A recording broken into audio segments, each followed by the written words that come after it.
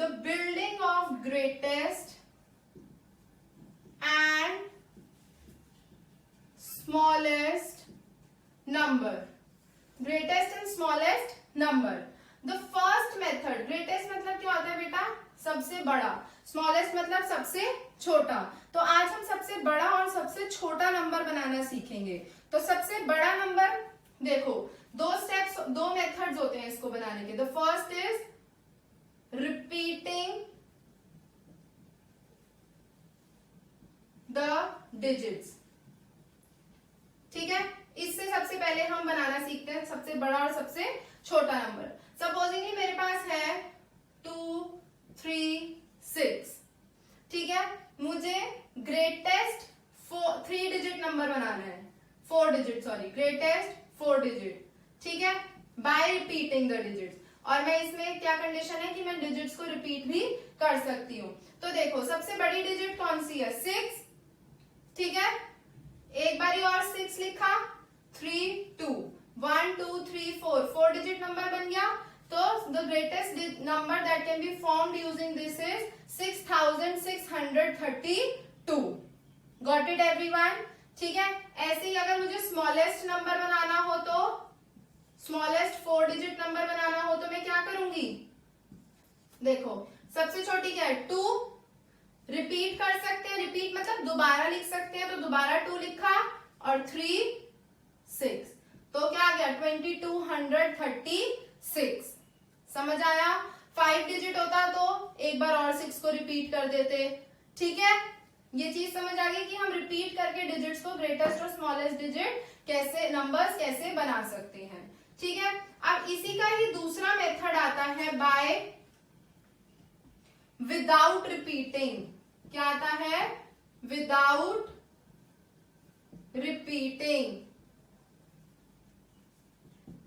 ठीक है। Without repeating में देखो वही लेते हैं 2, 3, 6, ग्रेटेस्ट नंबर क्या बनेगा 632, यस और नो, और स्मॉलेस्ट नंबर क्या बनेगा 236। तो इसमें हमने क्या कोई डिजिट रिपीट करी नहीं, जो जो डिजिट थी हमने वैसी ही सारी डिजिट्स को लिख दिया। Did you all got this? Sure. So this is how we form the greatest and the smallest numbers by repeating and without repeating method. Got it everyone? Now the next topic comes is of rounding off. क्या topic आता है, rounding off. देखो बेटा, round of का मतलब क्या होता है, अगर हम कोई नंबर ले रहे हैं उसके आसपास के नंबर के अकॉर्डिंगली उसको रखना, उसको हम क्या कहते हैं, राउंडिंग ऑफ। क्या बोलते हैं, राउंडिंग ऑफ, ठीक है। तो देखो सपोज करो, इसमें 3 तरीके से हम, वैसे कर हम बहुत सारी तरीके से रख सकते हैं राउंड ऑफ, लेकिन मैं आपको 3 मेथड से सिखाऊंगी राउंड ऑफ कैसे कर सकते हैं, टेंस, हंड्रेड्स और थाउजेंड्स, ठीक है। सो सबसे पहले हम टेंस वाला मेथड सीखते हैं। देखो बहुत ध्यान से सुनेंगे, अगर एक मेथड समझ आ गया तो ऑटोमेटिकली दूसरे 2 तरीके भी समझ आ जाएंगे। सपोजिंगली आपके पास नंबर है 236, ठीक है। प्लेस वैल्यू सबको पता है, वंस, टेंस और हंड्रेड्स। Got it. अब ये टेंस डिजिट को हमें राउंड ऑफ करना है, किसको करना है, हमें टेंस डिजिट को राउंड ऑफ। तो जब भी बेटा हमें कोई डिजिट को राउंड ऑफ करना होता है, तो उसके जो राइट हैंड साइड वाला जो नंबर होता है, उसके जो राइट हैंड साइड वाला नंबर होता है, हम उसको देखते हैं। हम क्या करते हैं, उस नंबर को देखते हैं, ठीक है। तो अब देखो, इज इट मोर देन 5 और लेस देन 5? मोर देन 5, ये क्या है, 5 से बड़ा है। कौन सा नंबर, 6। तो अब सीखो क्या करना है, ये 2 एज इट इज आया। अब जब ये 7 वाला नंबर मोर देन 5 होता है, तो हम इसका नेक्स्ट नंबर लिखते हैं। नेक्स्ट नंबर क्या होगा, 40, ठीक है। इसकी बजाय आ जाता है 0, और जिस नंबर को हम राउंड ऑफ करते हैं उसमें हम क्या लिख देंगे, नेक्स्ट नंबर। तो अगर मोर देन 5 हुआ तो हमें क्या करना है, नेक्स्ट नंबर लिखना है। तो आपको इसमें ध्यान क्या रखना है, सबसे पहले तो हमें जो प्लेस वैल्यू राउंड ऑफ करनी है उसके साथ वाली नंबर देखना है। अगर उसके साथ वाला नंबर मोर देन 5 है तो हम क्या करेंगे, इस वाले नंबर को चेंज करके नेक्स्ट नंबर लिख देंगे। अगर ये वाला नंबर 234 होता होता और हमें टेंस में ही इसको वो करना होता, तो देखो 3 मतलब टेंस को राउंड ऑफ करना है, साथ वाला नंबर क्या है, लेस देन 5, क्या है, लेस देन 5, ठीक है। तो अब देखो ये क्या होगा, 2 एज इट इज। जब साथ वाला नंबर लेस देन 5 होता है तो हम उसको सेम एज इट इज लिख देते हैं। हम क्या करते हैं, सेम एज इट इज लिख देते हैं। मोर देन 5 में हम नेक्स्ट नंबर लिखते हैं और लेस देन 5 में हम सेम नंबर लिख देते हैं, ठीक है। तो अब खुद सोचो 236 240 के पास है तो इसलिए वो राउंड ऑफ हो गया, 234 230 के पास है तो वो राउंड ऑफ हो गया। समझ आया, पक्का। इसी के साथ ऐसा ही होता है अगर मुझे अब हंड्रेड्स की प्लेस को राउंड ऑफ करना है, सॉरी सपोज करो 1 2 3 6 को मुझे राउंड ऑफ करना है, तो अब क्या है, वंस टेंस हंड्रेड्स, हंड्रेड्स की प्लेस को राउंड ऑफ करना है तो कौन सी प्लेस वैल्यू देखेंगे, टेंस की, साथ वाले की। अब क्या देखेंगे, मोर देन 5 है, नो, क्या है, लेस देन 5, तो क्या होगा, नंबर जो होगा वो एज इट इज उतर के नीचे आ जाएगा और उसके बाद वाले नंबर्स के क्या लग जाएगा, 0। ऐसे ही अगर ये नंबर होता 1 2 8 6, ठीक है, हंड्रेड्स की प्लेस को राउंड ऑफ करना है, साथ वाला नंबर क्या है, मोर देन 5, तो ये क्या हो जाएगा 1 3 0 0। क्यों, क्योंकि मोर देन 5 है ये वाला नंबर, तो इसका नंबर जो क्या होता है, नेक्स्ट नंबर आ जाता है। गॉट इट एवरीवन, ठीक है।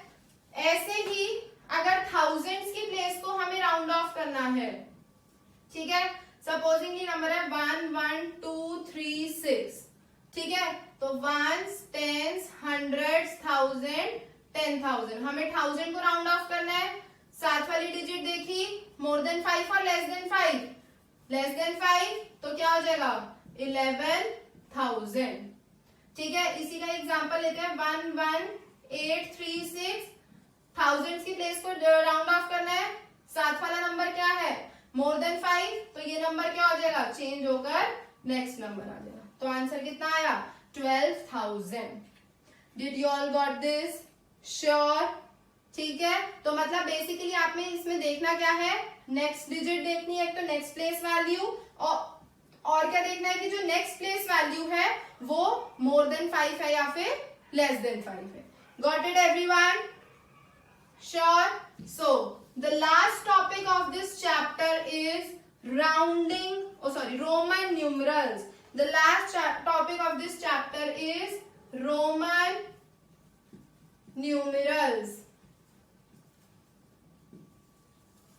देखो बेटा, एक होता है हिंदू अरेबिक, एक होता है हिंदू अरेबिक और एक होता है रोमन न्यूमरल्स, ठीक है। अब आप अपनी क्लास के बाहर देखो, हिंदू अरेबिक क्या होता है, 1 2 3, ये होता है हिंदू अरेबिक। अब आप अपनी क्लास के बाहर क्या लिख के देखते हो, first, second, third, 10th, 9th, ऐसे देखते हो ना आप लिखा हुआ, ठीक है। तो इन्हें हम क्या बोलते हैं, रोमन न्यूमरल्स। क्या बोलते हैं, रोमन न्यूमरल्स। अब मैं आपको कुछ रोमन न्यूमरल्स के बारे में बताती हूँ, जो बेसिक रोमन न्यूमरल्स होते हैं। वो होते हैं 1, दिस इज फॉर 1, ये साइन किसके लिए होता है, 1 के लिए। V होता है 5 के लिए, X होता है 10 के लिए, L होता है 50 के लिए, C होता है 100 के लिए, D होता है 500 के लिए और M होता है 1000 के लिए, ठीक है। तो ये टेबल आपको अपनी कॉपी में फॉर्म करनी है, ठीक है। ये आपकी बुक में भी दी हुई है, जो मैंने आपको PDF सेंड करी है। ये टेबल आप एज इट इज अपनी कॉपी में फॉर्म करेंगे। पहला होमवर्क आपका ये है, बाकी आई विल सेंड यू, ठीक है। अब इस रोमन न्यूमरल्स के कुछ रूल्स होते हैं। क्या रूल्स होते हैं, सुनो। ये जो V और आपका L होता है ये रिपीट नहीं होता, मतलब आप कभी भी ऐसे V नहीं लिख सकते, ना फिर LL लिख सकते, ठीक है। ये बात सबको ध्यान रहेगी, ठीक है। दूसरा आता है आपका कि सिर्फ आपके जो नंबर्स रिपीट हो सकते हैं वो होते हैं 1 और 1 और X। 1 और X जो होता है ये ही आपके क्या हो सकते हैं, रिपीट। क्या हो सकते हैं, रिपीट। Got it? तो मतलब v और l जो होगा वो रिपीट नहीं हो सकता और i और x जो होता है वो रिपीट हो सकता है। दूसरी बात, अगर आप ऐसे लिखते हो, ये क्या है? This stands for 5, this stands for 1, तो जब बिगर नंबर आगे होता है और स्मॉलर नंबर पीछे होता है तो वो दोनों क्या होते हैं? हमेशा ऐड। जैसे ये 5 बिगर है, 1 स्मॉलर है, तो दोनों क्या हो जाएंगे? ऐड। क्या हो जाएंगे? ऐड। अगर इसी वे में स्मॉलर नंबर आगे है और बिगर नंबर पीछे है तो वो दोनों क्या हो जाएंगे? सबट्रैक्ट। क्या हो जाएंगे? सबट्रैक्ट। तो 5 माइनस 1 कितना हो गया? 4। आप अपनी क्लास को ऐसे लिखते हो ना, फोर्थ क्लास को, 1 और v। ये बात समझ के आ गई। और जो लास्ट रूल इसका होता है वो क्या होता है? जो i होता है वो v और x में से ही सबट्रैक्ट हो सकता है। जो i होता है वो v और x में से सबट्रैक्ट हो सकता है। समझ आ गया? श्योर? सो आपका फर्स्ट होमवर्क ये है कि आपको ये टेबल करनी है कॉपी में। दूसरा होमवर्क ये है कि आपकी पीडीएफ में ही ये रूल्स लिखे हुए हैं, ये रूल्स आपको कॉपी करने हैं कॉपी में। बाकी जो एक्सरसाइज के क्वेश्चंस होंगे वो मैं आपको व्हाट्सएप कर दूंगी, ग्रुप में भेज दूंगी। आपको समझ आ गया? आज जो भी हमने टॉपिक्स पढ़े हैं, स्मॉलेस्ट और ग्रेटेस्ट